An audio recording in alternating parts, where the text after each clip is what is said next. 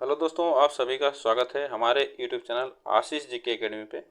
तो दोस्तों, यह आज का प्रैक्टिस सेट बीपीएससी का थर्ड प्रैक्टिस सेट हम लोग कर रहे हैं, मॉडल पेपर। तो दोस्तों, आप लोग इस वीडियो को ज़रूर देखिए अंत तक। आप लोग इसमें बहुत अच्छे प्रश्न हम लेके आए हैं। तो चलिए स्टार्ट करते हैं। और जो लोग इस पर नए जुड़ रहे हैं, प्लीज़ आप लोग चैनल को सब्सक्राइब कर लीजिएगा, वीडियो को ज़रूर शेयर करिएगा और वीडियो को लाइक कर दीजिएगा। तो फिर चलिए स्टार्ट करते हैं आज का पहला प्रश्न। आज का पहला प्रश्न है, डिस्कवरी ऑफ इंडिया पुस्तक किसके द्वारा लिखी गई है? तो डिस्कवरी ऑफ इंडिया पुस्तक किसके द्वारा लिखी गई है? महात्मा गांधी द्वारा, सुभाष चंद्र बोस द्वारा, जवाहरलाल नेहरू द्वारा, लाल बहादुर शास्त्री द्वारा। तो डिस्कवरी ऑफ इंडिया जो पुस्तक लिखी गई है, यह जवाहरलाल नेहरू द्वारा पुस्तक लिखी गई है। तो आप लोग ऐसे प्रश्न जरूर आएंगे बीपीएससी एग्जाम में, तो आप लोग इसको पूरा देखिएगा। चलिए आगे चलते हैं। अंतर्राष्ट्रीय मानवाधिकार दिवस मनाया जाता है। अंतर्राष्ट्रीय मानवाधिकार दिवस मनाया जाता है 10 दिसंबर को, 24 अक्टूबर को, 25 नवंबर को, इनमें से कोई नहीं। तो अंतर्राष्ट्रीय मानवाधिकार दिवस कब मनाया जाता है? तो यह मनाया जाता है 10 दिसंबर को मनाया जाता है। कब मनाया जाता है? तो 10 दिसंबर को मनाया जाता है अंतर्राष्ट्रीय मानवाधिकार दिवस। भारतीय अंतरिक्ष अनुसंधान संगठन इसरो की स्थापना किस वर्ष में हुई थी? तो भारतीय अंतरिक्ष अनुसंधान संगठन इसरो जो है की स्थापना किस वर्ष हुई थी? आपको बताना है 1967 में, 1969 में, 1970 में, 1974 में। तो यह इसकी स्थापना कब हुई थी? तो यह 1969 में हुई थी। 1969 में हुई थी इसरो की स्थापना। निम्नलिखित में से कौन सा सही सुमेलित नहीं है? यहाँ पे पूछ रहा है नहीं है। पेट्रोलियम के संघटक उपयोग, इसमें से कौन सा नहीं है? तो बिटुमेन, पेंट एवं सड़क निर्माण, इसमें से कौन सा नहीं है? इसमें आपको बताना है कौन सा ऑप्शन सही है। तो इसमें देखिए, जो पेट्रोलियम के संघटक होते हैं, उपयोग में आते हैं, वह बिटुमिनस होता है, पेंट होता है, सड़क में यूज होता है। मिट्टी का तेल जेट वायुयान के लिए भी यह यूज में आता है। ठीक। पैराफिन मोम खाद्य पदार्थ, देखिए पैराफिन मोम होता है लेकिन खाद्य पदार्थ नहीं होता है। तो यही ऑप्शन हमारा जो होगा गलत होगा। ऑप्शन इसमें हम लोग का जो सही होगा। यहाँ पे नहीं पूछा है तो हम तो नहीं लगाएंगे। तो यहाँ पे ऑप्शन थर्ड हम लोग का सही है।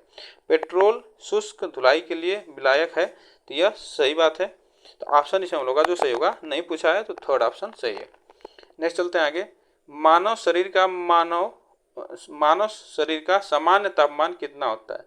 मानव शरीर का सामान्य तापमान कितना होता है? आपको बताना है 37 degree Celsius, 37 degree Fahrenheit, 104 degree Fahrenheit, 36.4 degree Celsius.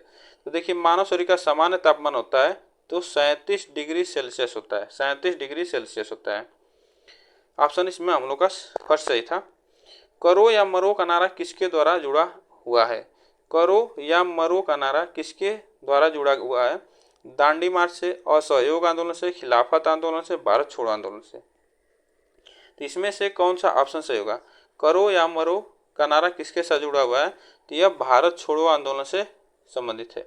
Bharat छोड़ो आंदोलन से संबंधित है। ठीक। चलिए आगे चलते हैं। उत्तरी गोलार्ध में सबसे छोटा दिन कब होता है? उत्तरी गोलार्ध में सबसे छोटा दिन कब होता है? आपको बताना है। तो उत्तरी गोलार्ध में सबसे छोटा दिन पूछ रहा है, तो कब होता है? तो यह होता है 21 दिसंबर को होता है। अगर यही पूछता है उत्तरी गोलार्ध में सबसे बड़ा दिन कब होता है, तो 21 जून होता है। इसको आप लोग याद रखिएगा। यहाँ पे सबसे छोटा पूछा है तो 21 दिसंबर होगा। नेक्स्ट क्वेश्चन, किस नदी को दक्षिण गंगा कहते हैं? तो किस नदी को दक्षिण गंगा कहते हैं? कावेरी को, गोदावरी को, पेनगंगा को, नर्मदा को। तो किस नदी को दक्षिण गंगा कहा जाता है? तो यह कहा जाता है गोदावरी नदी को दक्षिण गंगा कहा जाता है। दक्षिण भारत की गंगा कहा जाता है गोदावरी नदी को।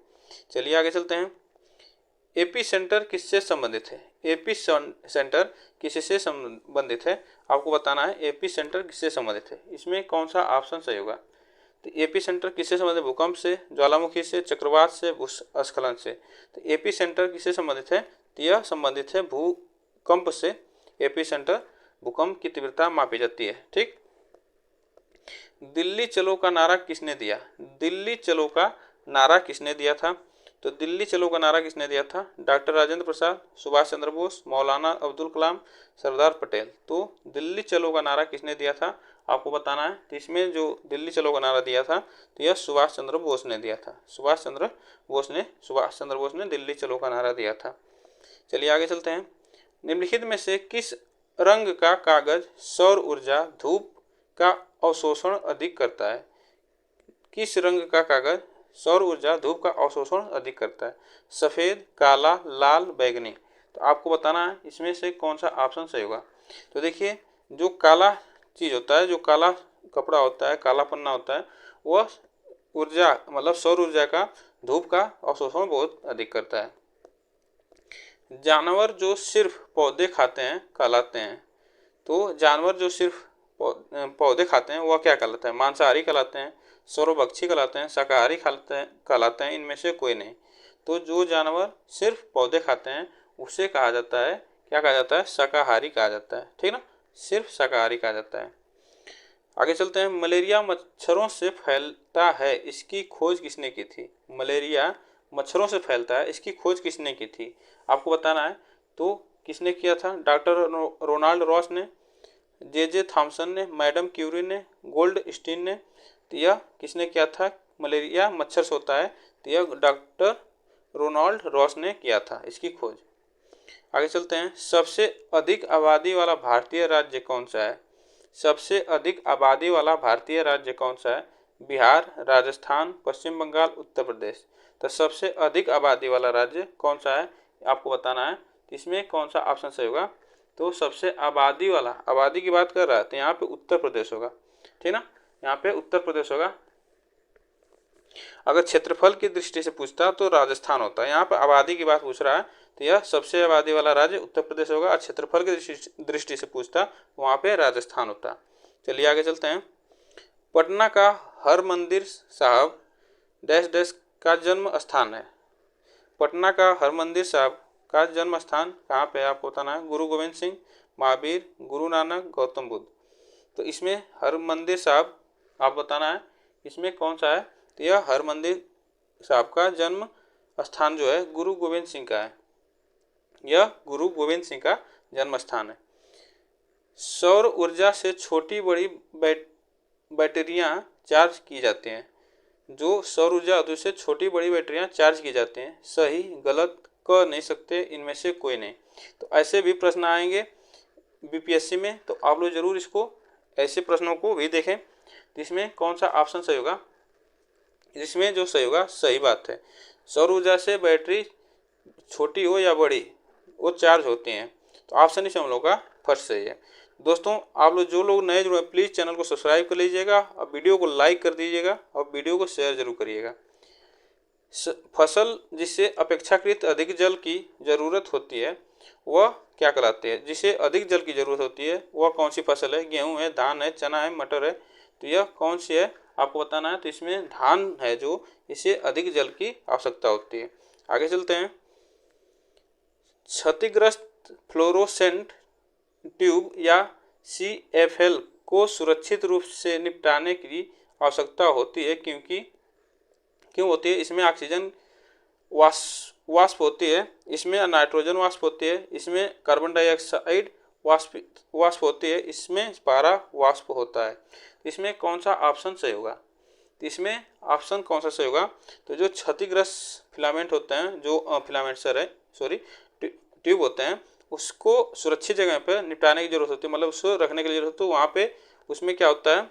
इसमें पारा का वाष्प होता है, पारा का वाष्प होता है, इसलिए वहाँ पे सुरक्षित स्थानों पर रखा जाता है।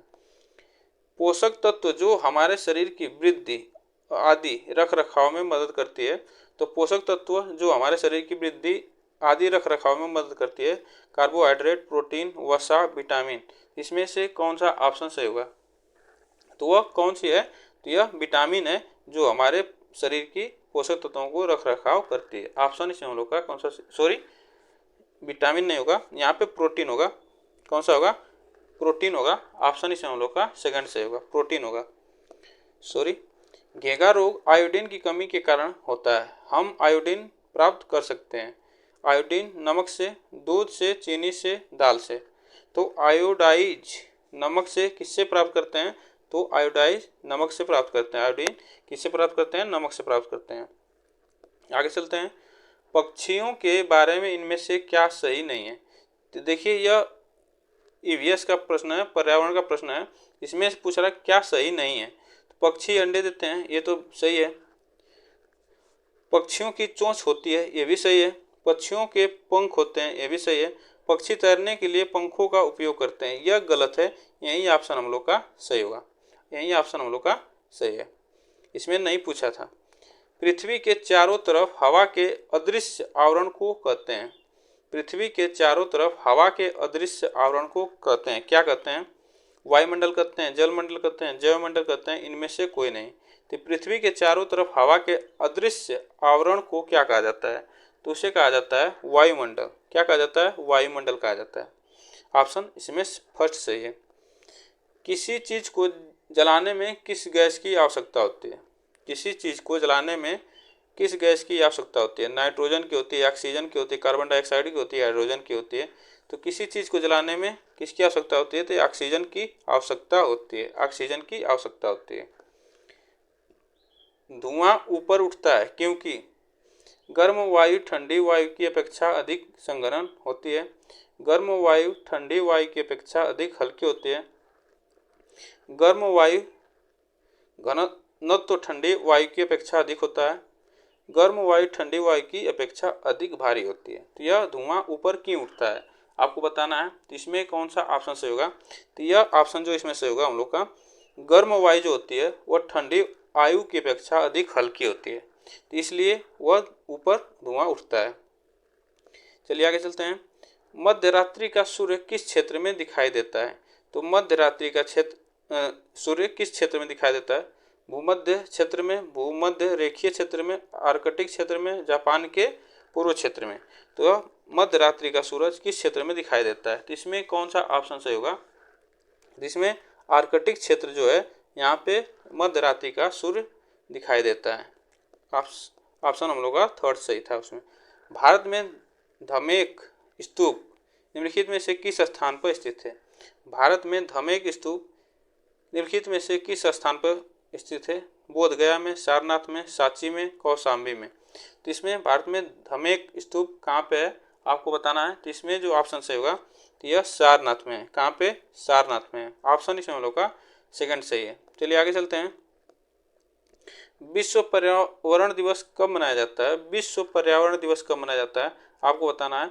तो विश्व पर्यावरण दिवस कब मनाया जाता है? ऑप्शन इसमें कौन सा सही होगा? तो इसमें जो ऑप्शन सही होगा यह 5 जून को विश्व पर्यावरण दिवस मनाया जाता है। और 22 अप्रैल को क्या मनाया जाता है आप लोग कमेंट बॉक्स में जरूर बताइएगा। 22 अप्रैल को क्या मनाया जाता है? मौसम में सभी परिवर्तन डैश डैश के कारण होता है। मौसम में सभी परिवर्तन डैश डैश के कारण होता है। हवा, वायु, दाब, आर्द्रता, सूर्य। इसमें से कौन सा ऑप्शन सही होगा? मौसम में सभी परिवर्तन किसके कारण होता है? इसमें ऑप्शन कौन सा सही होगा? तो यह होता है सूर्य के कारण। किसके कारण होता है? सूर्य के कारण होता है। चलिए आगे चलते हैं। आगे चलते हैं। निम्नलिखित में से कौन प्राकृतिक आपदा नहीं है? निम्नलिखित में से कौन प्राकृतिक आपदा नहीं है आपको बताना है। बाढ़, सड़क दुर्घटना, भूकंप, दावानल। तो यह कौन सी प्राकृतिक आपदा नहीं है आपको बताना है। तो यह जो सड़क दुर्घटना है यह प्राकृतिक आपदा नहीं है। सड़क दुर्घटना यह प्राकृतिक आपदा नहीं है। चलिए आगे चलते हैं। भारत के प्रधानमंत्री प्रतिवर्ष किस स्थान पर 15 अगस्त को ध्वजारोहण करते हैं? ध्वजारोहण किस स्थान पर 15 अगस्त को करते हैं? इंडिया गेट पे, गेटवे ऑफ इंडिया, चार मीनार पे, लाल किला पे। तो इसमें कौन सा ऑप्शन सही होगा? इसमें लाल किला जो है ऑप्शन इसमें फोर्थ सही है। ठीक, लाल किला पे 15 अगस्त को झंडा फहराया जाता है। उष्मा की खोज किसके द्वारा की गई? उष्मा की खोज किसके द्वारा की गई? ऑप्शन इसमें कौन सा सही होगा आपको बताना है। जेम्स वाट, डॉक्टर डी कॉजौल, Rudolf Diesel, James Prescott Joule. तो उष्मा की खोज किसने की आपको बताना है। ऑप्शन इसमें कौन सा सही होगा? इसमें जो ऑप्शन सही होगा जेम्स प्रेस्कॉट जूल ने उष्मा की खोज की थी। चलिए आगे चलते हैं। किस यौगिक का बंधन सबसे कमजोर होता है? किस यौगिक का बंधन सबसे कमजोर होता है आपको बताना है। इसमें कौन सा ऑप्शन सही होगा? तो यह सबसे कमजोर होता है नियॉन जो होता है यह सब इसका बंधन सबसे कमजोर होता है। चलिए आगे चलते हैं। निम्नलिखित में से कौन एक बहुलक नहीं है? निम्नलिखित में से कौन एक बहुलक नहीं है पूछ रहा है, तो कौन सा नहीं है आपको बताना है। इसमें कौन सा ऑप्शन सही होगा? तो यह जो ग्लूकोज है यह एक बहुलक नहीं होता है, यह बहुलक नहीं होता है। चलिए आगे चलते हैं। निम्नलिखित में से कौन सा पादप हार्मोन नहीं है? कौन सा पादप हार्मोन नहीं है? Auxin, florigen, cytokinin, oxytocin. इसमें कौन सा नहीं है आपको बताना है। इसमें ऑप्शन जो सही होगा हम लोग का, कौन सा ऑप्शन सही होगा? इसमें जो ऑप्शन सही होगा, फोर्थ ऑप्शन सही होगा, ऑक्सीटोसिन, जो यह एक पादप हार्मोन नहीं है। चलिए आगे चलते हैं। निम्नलिखित में से विषम का चयन करें, विषम का चयन करें। इसमें से कौन सा ऑप्शन सही होगा? विषम का चयन करना है। तो इसमें अलग जो है यह देखिए वर्तिकाग्र वर्तिका अंडाशय यह निकलता है। तो इसमें जो ऑप्शन सही होगा हम लोग का, यह ऑप्शन सही होगा पराग, पराग नली और पेलिकल, यह जो है यह अलग है। ठीक, तो यह ऑप्शन हम लोग का सही होगा। चलिए आगे चलते हैं। 1878 में किस वायसराय ने वर्नाक्यूलर प्रेस एक्ट पारित किया? 1878 में किस वायसराय ने वर्नाक्यूलर प्रेस एक्ट पारित किया आपको बताना है। इसमें कौन सा ऑप्शन सही होगा? इसमें जो ऑप्शन सही होगा लॉर्ड लिटन जो थे यह वर्नाक्यूलर एक्ट पारित किया था। चलिए आगे चलते हैं। रामकृष्ण मिशन की स्थापना किसने की थी? रामकृष्ण मिशन की स्थापना किसने की थी? तो आपको बताना है इसमें कौन सा ऑप्शन सही होगा। रामकृष्ण मिशन की स्थापना किसने की थी? कौन सा ऑप्शन सही होगा? तो इसमें जो ऑप्शन सही होगा स्वामी विवेकानंद ने रामकृष्ण मिशन की स्थापना की थी। चलिए आगे चलते हैं। किस घटना के बाद रविंद्रनाथ टैगोर ने नाइट की उपाधि लौटा दी थी? तो किस घटना के बाद नाइट की उपाधि लौटा दी थी? तो आपको बताना है इसमें कौन सा ऑप्शन सही होगा। तो यह जलियांवाला बाग हत्याकांड के बाद जो नरसंहार हुआ था यह कब हुआ था? 13 अप्रैल 1919 को हुआ था। इसके बाद इन्होंने अपना नाइट की उपाधि लौटा दी थी अंग्रेजों को। सेफ्टी लैंप का आविष्कार किसने किया था? सेफ्टी लैंप का आविष्कार किसने किया था आपको बताना है। इसमें कौन सा ऑप्शन सही होगा? सेफ्टी लैंप का आविष्कार किसने किया था? तो यह हम्फ्री डेविड था जो कि सेफ्टी लैंप का आविष्कार किया था। चलिए आगे चलते हैं। सोम प्रकाश समाचार पत्र का प्रकाशन किसने प्रारंभ किया? सोम प्रकाश समाचार पत्र का प्रकाशन किसने प्रारंभ किया? तो इसमें आपको बताना है सोम प्रकाश पत्र समाचार पत्र था, तो किसने इसका प्रारंभ किया था? इसमें कौन सा ऑप्शन सही होगा? तो यह ईश्वर चंद्र विद्यासागर थे, इन्होंने प्रारंभ किया था। आगे चलते हैं। निम्नलिखित में से कौन सा ऐसा पक्षी है जिसमें केवल नर पक्षी ही घोंसलों का निर्माण करते हैं? तो यह कौन सा है पक्षी? कौवा है, कलचिड़ी है, बीवर, दर्जिंग चिड़िया, बुलबुल। तो इसमें कौन सा पक्षी है जो सिर्फ नर पक्षी घोंसले का निर्माण करता है? तो आपको बताना है इसमें कौन सा ऑप्शन सही होगा। तो यह ऑप्शन जो सही होगा यह बीबर और दर्जिंग चिड़िया जो है यह सिर्फ इसके नर पक्षी ही घोंसले का निर्माण करते हैं। चलिए आगे चलते हैं। भरतपुर पक्षी विहार कहाँ अवस्थित है? भरतपुर पक्षी विहार कहाँ अवस्थित है? गुजरात में, राजस्थान में, असम में, बिहार में। तो भरतपुर पक्षी विहार कहाँ अवस्थित है आपको बताना है। इसमें कौन सा ऑप्शन सही होगा? भरतपुर पक्षी विहार कहाँ अवस्थित है? तो यह कहाँ पे है? राजस्थान में है भरतपुर पक्षी विहार। चलिए आगे चलते हैं। भारत में उच्च साक्षरता दर डैश डैश में है। तो भारत में उच्चतम साक्षरता दर जो है वह किस राज्य में है?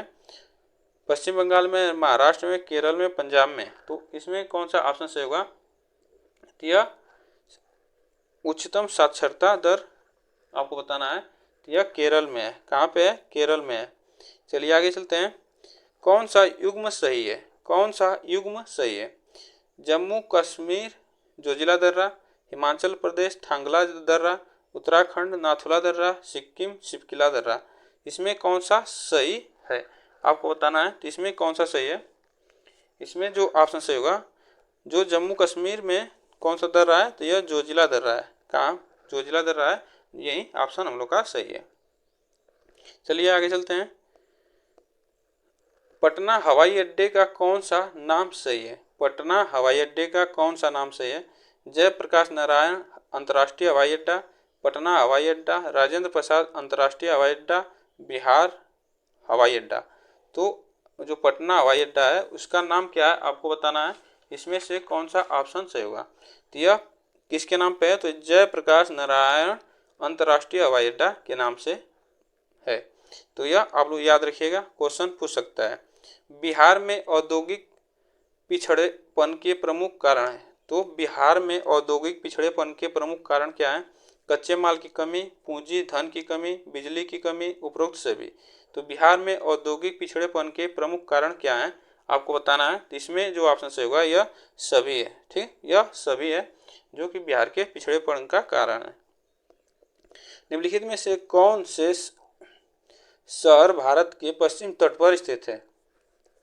तो कौन सा शहर है जो भारत के पश्चिम तट पर स्थित है यह आपको बताना है। इसमें कौन सा ऑप्शन सही होगा? तो इसमें कौन सा ऑप्शन सही होगा? देखिए, गोवा तो है, मुंबई भी है, कोझिकोड जो कालीकट कहा जाता है ये भी है। तो ऑप्शन यही हम लोग का सही है। ठीक, पश्चिम तट पर है, ऑप्शन थर्ड हम लोग का सही है। कड़म मल्लेश्वरी, यहाँ पे मल्लेश्वरी होगा।